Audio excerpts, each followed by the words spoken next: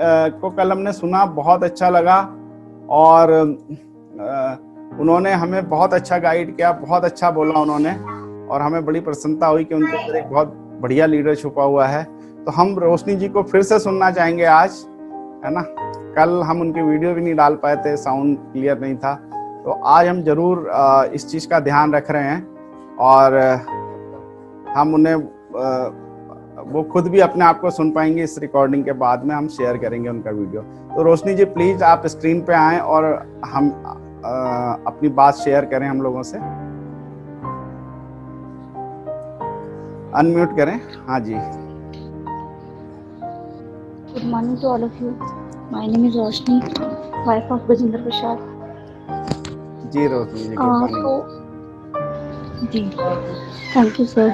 मेरा आज भी आप सभी लोगों को यही मोटिव करना है, जैसा कि बताया गया है कि सही में लाइफ में कभी झूठ तो बिल्कुल भी नहीं होना चाहिए। झूठ और सच, अपने मन में विश्वास रखने के लिए सबसे पहले अपने आप को सही साबित करना होता है।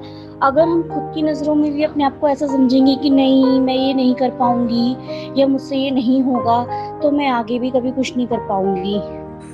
जब तक मैं एक बेटी हूँ, मुझे तभी ये सोच लेना चाहिए कि नहीं मैं ऐसा कर सकती हूँ या मुझे ऐसा करना है।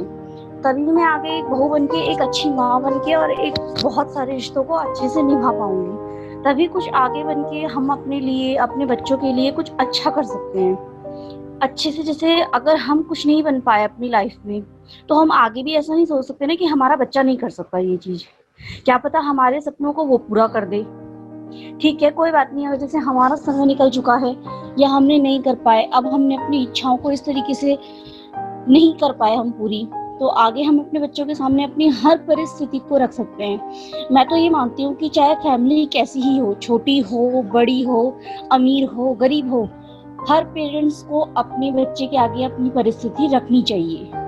इससे बच्चे को ये समझ पाएगा कि मेरे पेरेंट्स मेरे लिए किस तरीके से ये कर रहे हैं। आजकल के पेरेंट्स कैसे हो गए हैं, चाहे पैसे हो चाहे ना हो, अगर बच्चे ने शाम को कोई चीज मंगाई है तो वो आज शाम को नहीं आएगी तो कल शाम को पक्का आएगी। तो बच्चे के अंदर तो ये हो गया कि मतलब मैंने मांगी है तो मुझे मिल गई, पर उसको ये नहीं पता कि इसके लिए कितनी मेहनत करनी पड़ रही है। किसी के पास है, किसी के पास नहीं है। कोई उस चीज के लिए मेहनत करके लाएगा, कुछ करके लेके आएगा, क्या करेगा क्या नहीं करेगा कुछ पता नहीं है। तो बच्चे को तो नहीं पता है कि उसने कैसे मेहनत करी है, क्या करा है क्या नहीं करा है। तो मैं तो ये मानती हूँ कि अगर आगे लाइफ में हम नहीं कर पाए, ठीक है कोई बात नहीं, आगे करेंगे, अच्छा करेंगे, तो बच्चे को वो चीज समझ में आएगी कि मुझे अपने पेरेंट्स, मतलब मेरे पेरेंट्स मेरे लिए किस तरीके की मेहनत कर रहे हैं। तो उसको भी ये चीज समझ में आएगी, तो उसे भी अच्छा लगेगा। तो आगे हर किसी चीज के लिए ऐसे समझाना नहीं पड़ेगा कि बेटा ये कर लो, वो कर लो, ऐसा कर लो। और फिर दूसरी बात ये है कि अगर मैं अपनी धीरे धीरे करके, जैसे अभी हम 4 लोग सुन रहे हैं, बहुत सारे लोग सुनेंगे, तो उससे ऐसा होगा कि अगर आज मैं अपनी बात को सही तरीके से समझा पाऊंगी, तो सबसे पहले तो जो हमारे पेरेंट्स लोग होते हैं बड़े, उन लोगों को ये बात ज्यादा अच्छे से समझ में आएगी।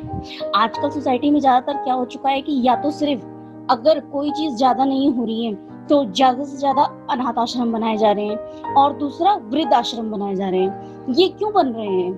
अगर कोई जैसे वाइफ हस्बैंड अपने बच्चों को लेके छोड़ के चले जाते हैं या वो रेंट पे रहने लगते हैं, तो उन्हें तो कोई कुछ नहीं कहता, उनके लिए तो किसी चीज का कोई आश्रम नहीं है। पर अगर एक बच्चा अपने पेरेंट्स को निकाल देता है तो उनके लिए वृद्ध आश्रम बन जाते हैं।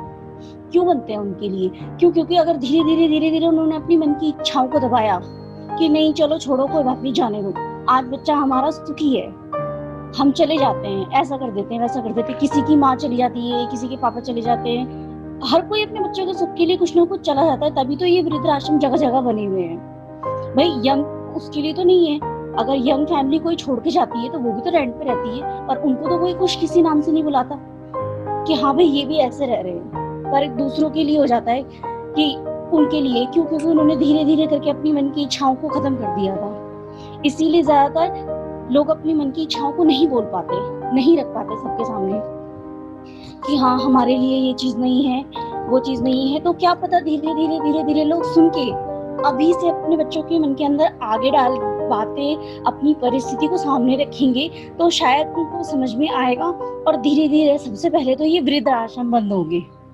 मेरा मानना तो ये है, मैंने जब कल से बात करनी शुरू करी है ऐसे ग्रुप में, नेटवर्क से, तो मुझे तो यही लगता है कि अगर मैं कुछ कह रही हूँ तो मेरे कहने से सिर्फ और सिर्फ यही फर्क पड़ना चाहिए सोसाइटी में कि लोग अपने आप को समझें। अगर अपने आप को समझेंगे तो ही लोगों से तो खैर कोई बात नहीं, जब हम बदलेंगे तो धीरे धीरे करके पहले घर वाले बदलेंगे, फैमिली मेंबर्स बदलेंगे, फिर धीरे धीरे करके वो अपने कुछ फ्रेंड्स लोगों को बताएंगे, कुछ पड़ोसियों को बताएंगे। धीरे धीरे करके जब ये नेटवर्क फैलता है तो लोगों को अपने आप धीरे धीरे समझ में आ जाएगा। क्योंकि देखो, ना ही कानून बदलेगा ना ही नियम बदलेंगे, पर हम तो अपने आप को बदल सकते हैं, चाहे थोड़ा करके, चाहे कैसे करके भी। बट बिल्कुल जरा जरा तो हम थोड़ी थोड़ी करके, अब छोटी सी बात है, अब हम यहाँ पे बोल रहे हैं तो कोई हमें मतलब नहीं है, ये किसी फायदे के लिए तो नहीं बोल रहे हैं कि हाँ हमें ये फायदा होगा उस चीज से। बस थोड़ा सा ये कि लोगों को बात अच्छे से समझ में आएगी। आज अगर हम अपने बच्चों को अपनी परिस्थिति को समझा पाएंगे कि हाँ बेटा, हमने इस तरीके से मेहनत करके हम यहाँ तक पहुंचे हैं, तो शायद जिद नहीं करेगा, हमारी बात को समझ पाएगा और कल हमें अपनी बात समझा पाएगा। आगे जाके जब वो अपनी लाइफ का डिसीजन लेगा तो कम से कम उसके मन में ये तो होगा कि मैं अपने पेरेंट्स को पूछ लूं या उनको बता दूं। क्या पता डिसीजन वही ले पर उसका हल कुछ अच्छा निकले, बच्चे का परिणाम अच्छा निकले। हम तो खैर चलो अब तो गृहस्थी में वो हो चुके हैं, पर अगर बच्चा सही निकलना चाहता है, वो आगे जाके कुछ करेगा तो क्या पता वो सोसाइटी के लिए अच्छा हो, फिर आगे जाके हमारे देश के लिए भी अच्छा हो।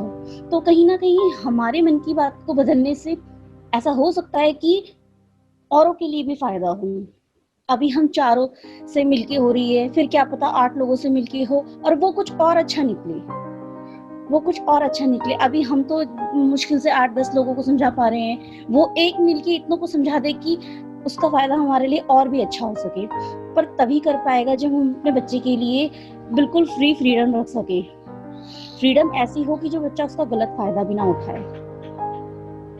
बस मेरा तो आज के उसमें यही कहना है कि अगर कोई सुन सकता है तो वो बिल्कुल समझे और अपने आप को समझे। ज्यादातर तो अगर हम अपने आप को समझा पाएंगे तभी हम दूसरों को समझ पाएंगे, वरना अगर हम अपने आप को गलत मान लेंगे तो मुश्किल है कि हम दूसरों को भी समझा पाएंगे कुछ।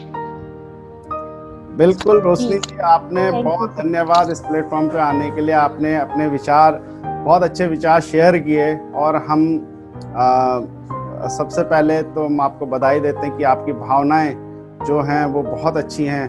कि इन इंटेंशन जो होता है बात कहने का ना, सबसे बड़ा इंटेंशन है कि लोगों को अच्छी बात बताने का, अच्छी चीज़ें। दूसरी बात आपने बहुत अच्छी बोली कि बच्चों को हम बचपन से अगर सच्चाई नहीं बताएंगे तो वो भी कुछ हम किसी ना किसी तरह की उनकी इच्छा पूरी करने लगेंगे, तो वो उनके लिए टेकन फॉर ग्रांटेड हो जाएगा। वो सोचेगा कि मेरी इच्छा पूरी होनी चाहिए, चाहे जैसी होनी चाहिए।